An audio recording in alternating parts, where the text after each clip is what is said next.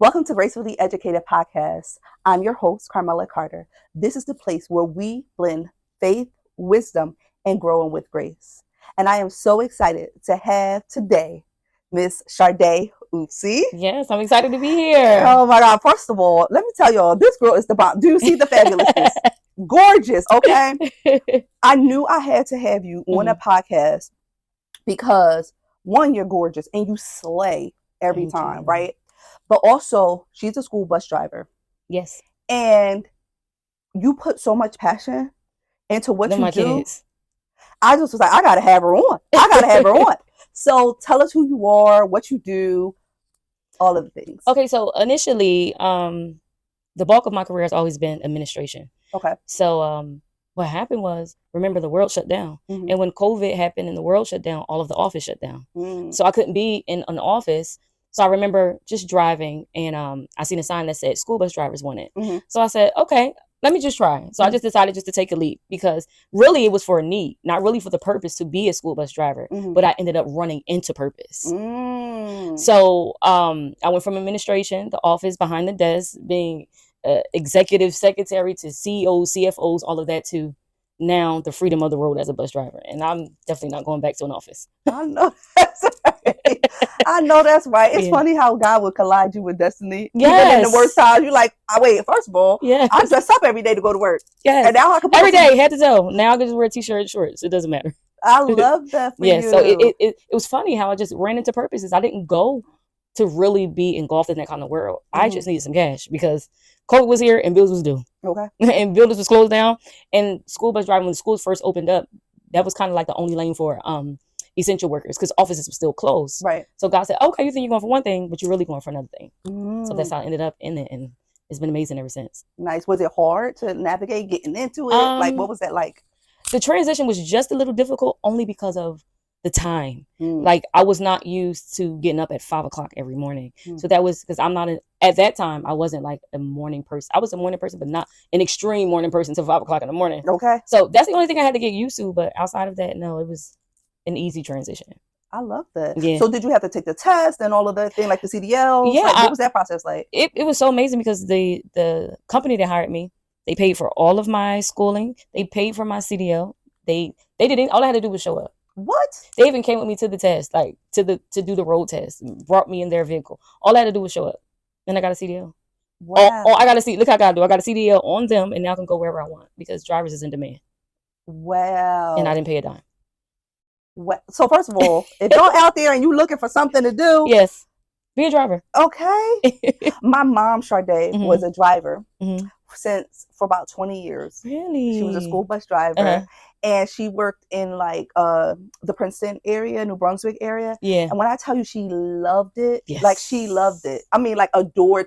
I was like, Mom. Yes. Like she's like, no, I love these kids. Yeah. They become my own kids. Like, I buy them stuff for Christmas, not from the job, from my money. Like, I buy them stuff for their birthday. They literally become family. Right. And the kids, they look for you. They Right. look for you. So they look for me. They have a fit if I go on vacations. They cry if I got to change a route. And it's just like, I can't. Sometimes, like, we got to make changes. I try to work out deals with other drivers. Like, I need my route. And they're like, it's just a job. They're just kids. No, to you. But because we have to understand, too, when you work in the education field, that sometimes the only nicest people that these kids ever see is you. They don't come from good homes. Yeah. You know, Yeah. some kids come from great homes. It's like, wow, summer is a vacation. Right. For other kids, when summer comes, it's like, who's going to take care of me? You know, so you have to try your best to be a light. It's frustrating sometimes because you do got some horrible kids, but it's not really them. It's their environment. You got to stop taking stuff personal too. Right. I learned that in being a bus driver. Right. So with my children, like, I have to be with them. I have to. Nice. So when you collide purpose with what you do in education, because you are a part of the educational field, how do you align your purpose with what you do as a bus driver? So in general, my overall purpose is I am a heavy intercessor. Okay. Like, prayer is my life. So how I collide both of them is like, it's not just a job. I feel like nothing, especially for us as believers, I feel like nothing that we do is a coincidence, right? So if I have a route with specific kinds of kids, it's because God needed me to be on that route for those children. So the way that I collided is I don't even just transport these kids. I pray over these kids. Come on now. I pray over these kids, not even in school, for their future, for their home life. And I say, Lord, even when they become of age, God, call them to salvation. Let them be saved. Even allow them to have children, their children's children, go into their home. I pray over these kids. I pray over the bus seats before they even get in it. It's real, because our children face some horrible things. If we be honest, a lot of our adulthood has to do with overcoming things that happened to us as a child. Go ahead. If I can kind of interact that or counteract that, I'm gonna pray over the kids. Right. So that's how I joined them both together, because not only am I in the education field, I'm also an undercover agent for God. So they look at me smiling, think I'm a bus driver. I'm praying over your whole soul. Over your whole soul. I love all that. of it. Could you imagine, y'all? Like, do you hear the passion? I told y'all you was in for a treat, right? But the passion that you had as a driver, like, she's not. So this morning I was praying, or last night, I don't remember, but I was praying for our conversation, like I normally do. And the thing that God highlighted for me is what you actually said, the transportation, right? So if you think about the spiritual realm, when you go from, okay, your grandmother prayed for you, right? You had a grandmother that prayed.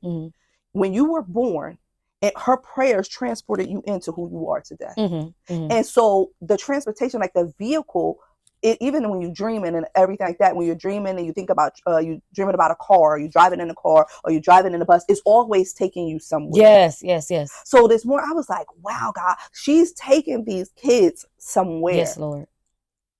How are you, what is your communication like with the schools and the teachers or the people that get the kids off the bus? Like, what is that like? So it depends which schools that I'm at. They all have different people. Some people come to the bus, some people don't. So usually, let's say, for instance, if I have any issues, I report that to the office. 9 times out of 10, I don't, because I don't want the children to get into deep trouble. I may just talk to a teacher that may come to the bus and say, this person has some challenges this morning. Can you just check on them? Or she got on the bus and said, I'm hungry. Can you make sure she gets some breakfast this morning? So it's all about communication with them. And it's relatively easy. I've never had a problem with that per se. The teachers, for the most part, are always cool with that. They're just communicating with them on transportation and how the kids act on the bus, and do I have any problem children. So that part is relatively easy. The problem that I have had, though, is in the district currently that I was at, right? I just actually left them, but in that particular district, what I had an extreme problem with is the special education teachers. They were not nice to those kids. Oh, wow. And I feel like if their parents were privy to see how they treat them on my bus, they would not want them kids on that bus with them teachers. Wow. And I got into a lot of arguments with them, because it's like, just because they have special needs does not mean they are still human. Right. This is not your pet animal. Right. So, but that's the only problem that I've had in communication, because oftentimes a lot of the special needs teachers, I kind of feel like they are maybe overwhelmed. And if it's not your passion, it's easy to get overwhelmed, right? But when it's something that's your passion, you have more patience for it. So maybe some of them, or you can start off being passionate for it, and it just becomes too much, and eventually you just get another attitude about it. But I've told them teachers, like, listen, I've spoken up, because some of our drivers, we communicate within each other. They'll say in a group chat, oh wow, I don't like how they treat them, but nobody says anything. But I've never been afraid to say anything, right? Because they're somebody's child too, and as a mom, I wouldn't want you doing that to my baby, right? And so being an advocate for the special, not just special, because special education has like IEPs and 504s, but then there's special needs children that has like physical disabilities, mental disabilities, and stuff like that. So what you're speaking to right now is the special needs children? No, special education. Special education students. Okay, so that's huge, right? Because I just had a special education teacher on a couple weeks ago. And so I can't imagine that she did this, but to speak to the special education community, what could you say? Like, what are some words of maybe change that you can give to that? Because we don't know who's watching, right? And if a special education teacher is watching, what could you say to them? I would say to them that maybe you should try and get involved in a network, right? Because community helps offset frustration. So sometimes we need community to be able to say, hey, listen, I'm having this difficult child. I don't know what to do with this person. What should I do? Because oftentimes we try to handle things on our own. We want to be like a one-man island, but that's not so. We go further together than we do on our own. So I think we should always look into communities, special needs or special education teachers communities. I'm sure they have some. Right. Yeah. Right. I agree. Yeah. I agree. We go further together. Yeah. And then sometimes, people have more maybe information, insight, or even words of encouragement. So somebody else that's not in your field, right, they can talk to you from a place of sympathy. But if I'm in your field, I can talk to you from a place of empathy, and I can give you, real practical things that I have done that can help me in this area. And also be open with the parents. Right. So then, what works at home can work at school, and you can both work together, and they can help the child. Right. Yeah. Right. I love that, Sharday. Because I don't think as educators, sometimes we see it from that perspective. Sometimes they look at special education students as big air quotes bad, when in actuality they're not bad. They literally have something going on that makes them act in these ways. And so it's important as special education teachers that you build that community or seek out. Facebook has a ton of communities. Yes. that you can be a part of, for sure. How do you manage difficult behaviors or difficult on your bus, right? You're like having these difficult behaviors. What are some of the things that you do that maybe someone else in the that's watching who is a bus driver, or what are some things you do to handle difficult behaviors? Well, first, I don't take their behaviors personal. Okay. Right? Because sometimes, like, if the driver's frustrated and the child is frustrated, it's like an adult on an adult. Nobody's listening. Everybody's just upset. Right. So first, I don't take it personal, right? First, I'll try to have a few conversations with them and see, why are you acting like that? Like, come here, come talk to me. What's wrong? Are you okay? And some of the children, I'm telling you, they will really just start telling you what's going on in their life. It's like, I had one little girl that used to be a problem on the bus, and when I would talk to her and say, come talk to me, come here, pretty girl, what's going on? Why are you acting like that today? She's like, Daddy's back home and he hit mommy again. So when they get to school, they think she's just being difficult when all night long her parents is fighting. She see mommy crying, mommy on the floor. At one point she said, Daddy dragged mommy. She sees all of this. Right. So she has, when she come to school, this is the only way that she can kind of, in her own mind, kind of deal with it. Then I had another child who was a bit older. He probably was about 15, and he was a troubled child. He actually goes to a troubled school, right, that I drive for now. And he told me, he said, you know what, Miss Shar? And this really touched me, right? He said, you know what, Miss Shar? You're the only person that actually listened to me. He said, people look at me and just think I'm bad, right? But they don't know my life. They don't know what I had to endure to have to end up lacing my weed with cocaine at 13. Right? Ooh, they don't know what my home life was like. They don't know what led me, because he was actually in a psych ward. And let me tell you how it's important, not even just for educators, but educators who are believers, right? This is why it's important for us to be present. Right. So when I wake up in the morning, I pray for these kids, like, Lord, even before I get on the bus, I may pray for the child, right? And so his actual the people came outside from his program and said, he doesn't have any behaviors with you? I said, no. He said, are you sure? He has behaviors with us all the time. He has behaviors with other drivers. They said we can't drive him no more. I said, he has no behaviors with me at all. And it's not because of me. It's because of the God in me. Right? So I think sometimes, we crash and burn because we take their behaviors personal, when really stuff be going on at home, and they're trying to figure out, life in their mind as a child. And sometimes they're not getting attention at home. They have a mom who puts all of their boyfriends before them. And the only time mommy shows up is if I act up. So I be bad, not because I'm really bad, it's because I want my mom to love me, to show me affection and attention. So with me, I always start off as a conversation with the children to try to see what's going on with them. Now, that doesn't work all the time, let's be honest. So sometimes it don't work. I'm just stern, loving and stern. Other drivers just be losing their mind, like, she just don't listen. They don't do that with me. I told you, I treat the kids like my children. I look in that mirror, I said, sit down. They look at me and they sit down. Like, y'all not about to be running back and forth, jumping, flipping up, because their safety is in my hands. Right. I'm not about to sit there and say, keep doing it. I said, what I say? Sit down. Right. They looking at me like, I say, yeah, y'all my kids when y'all get on this bus. Okay. And that's how, I make it work. I love that. I love it. They say, sit down. It's funny because as a dean of students, a lot of my job is behavior. I mean, majority of my job is behavior. And so a lot of the students, the students were getting sent out to my office intentionally. Just wanted to be with you. They just wanted to be with me.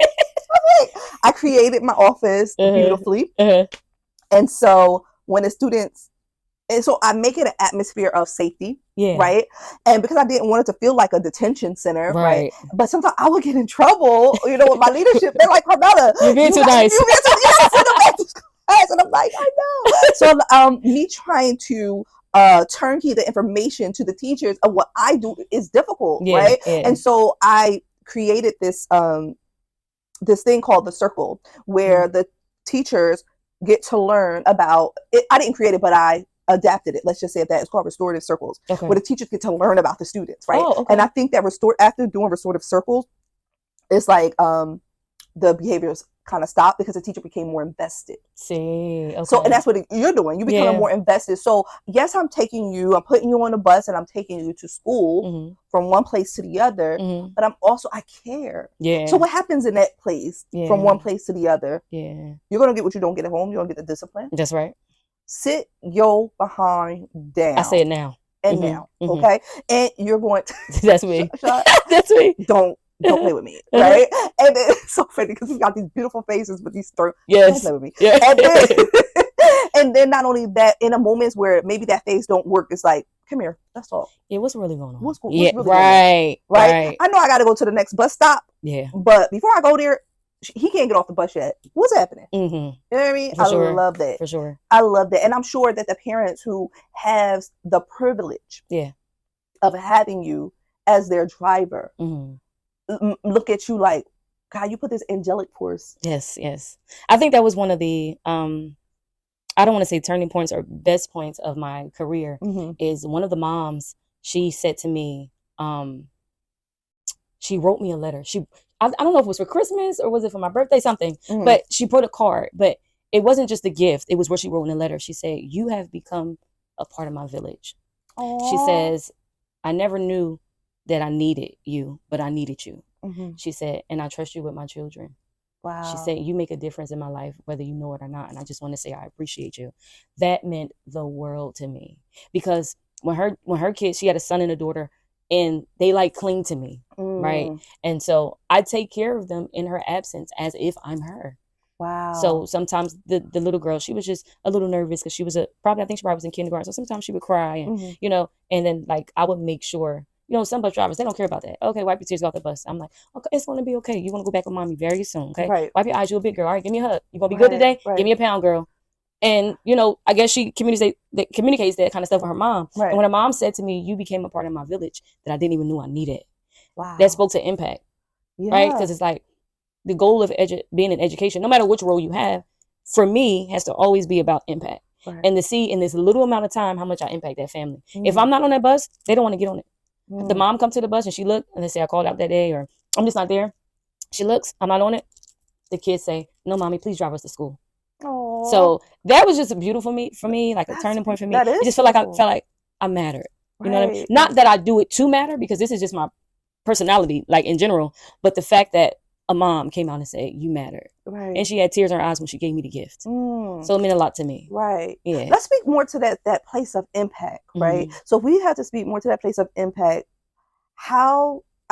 first of all, how you are moving and operating is an impact in itself. Has there ever been a time in your life for a person who has impacted you in a way that caused you to move forward, or a place that caused you a hindrance that almost stopped you from moving forward? Okay. In education, if you can talk about a teacher or something. But if not, go ahead, tell your story. So, the Lord, now this has anything to do with education, so we're going to shift here for a second. Go ahead, right? Shift. Just for a second. So I remember I was in a real dark place, right?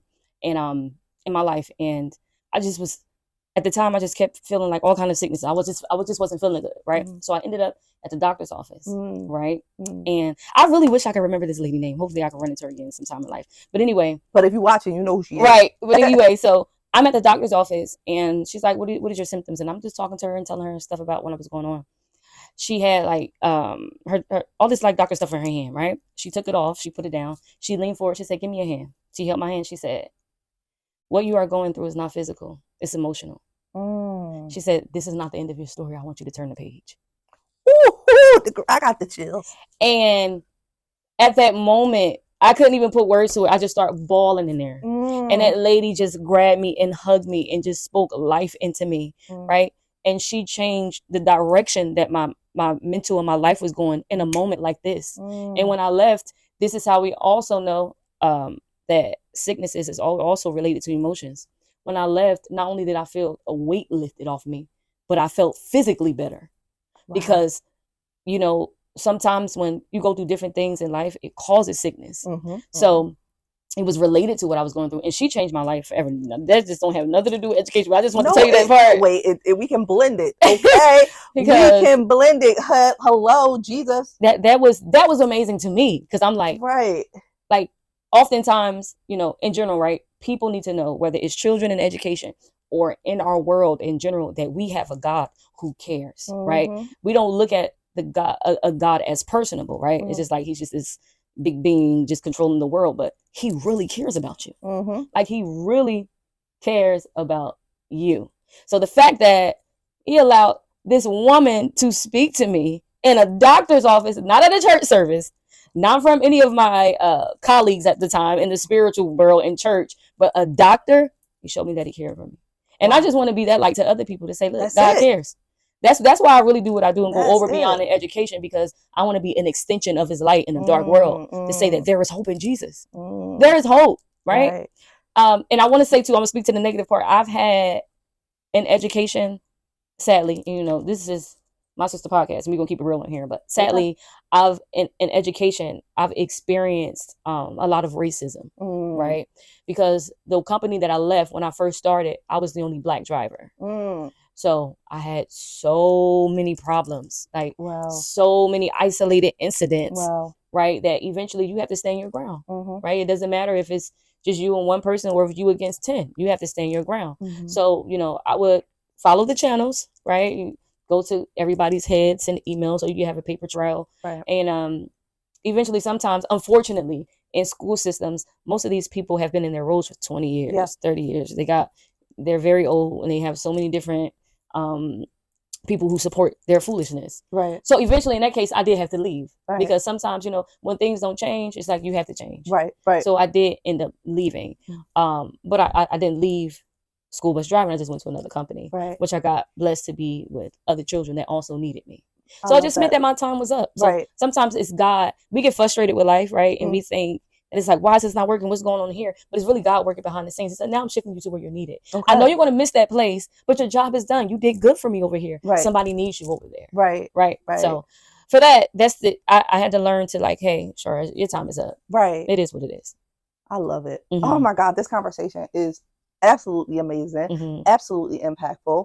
And I had a question in my head, but you were just so sorry good about what you were saying. Okay, thank you, Holy Spirit. But when you said what the doctor said to you, the scripture that says a soft answer turns away wrath, right? So sometimes, and what we say and how we say it can change the trajectory of someone's life. Right, absolutely. So because there's a book called The Body Keeps the Score, and The Body Keeps the Score is about how you go through stress and you may not feel it in the moment, but later on it turns up as hypertension, diabetes, or something of that nature. So in this moment, you were having something where your body probably could have kept the score, and later on would have turned up as something different. Ooh, that's good. But because of this soft answer, this lady holding your hand, it turned away the wrath of the enemy that tried to come onto your body. Come on now. So that was impact. What?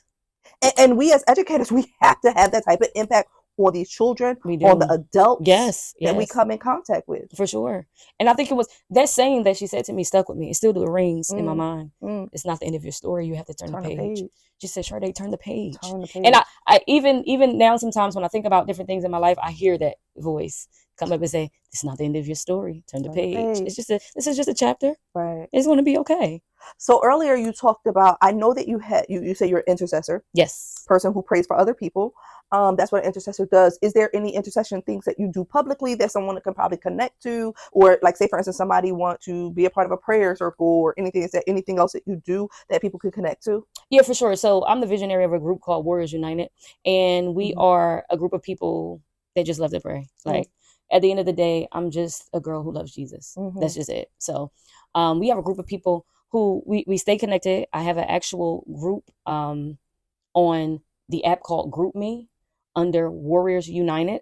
You can submit a request to be on that app to follow along with us.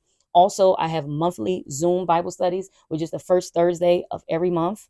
And I also have we have a prayer line where you can call in, and we have prayer at all different times. Right now, we are running a 6 a.m. prayer. But I will have all that information available to you via my sister.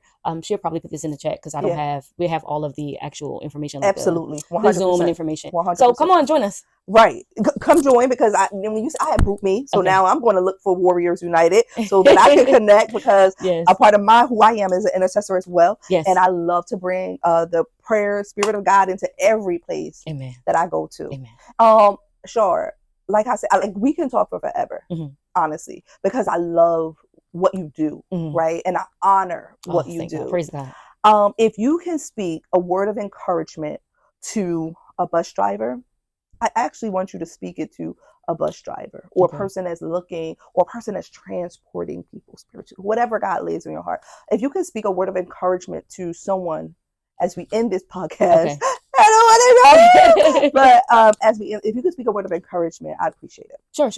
So as we close this beautiful segment, I want you to be encouraged. Isaiah 41:10 says this. Within the text, it says, "I will help thee." I want you to understand and know that the difference between believers and non-believers is that the Lord is with his children. It does not matter what you are going through. It does not matter what you are faced with. It does not matter what your challenges are. The Lord himself is with you. Your victory in all of your life is guaranteed victory, because the Lord is with you. He is on your side. He is not against you. He is for you. And I want you to be encouraged and lift your head up, that whenever you do have times that you are struggling, remember Isaiah 41:10, which says that the Lord will help you. He is your helper. Be encouraged. The Lord is with you. Yes. In your classrooms, in your buses, come on, in your offices, the Lord is with you. Yes, He is. Yes. Thank you all for joining today on this episode of GraceFully Educated podcast, and I am praying that you join us next time. And if you like this video, like, share, and subscribe to this channel. Yes, do it now. Right now. This is our strong. Let's give them a strong teacher face. Don't play with us. Right now. Do it now. Bye. Bye, y'all.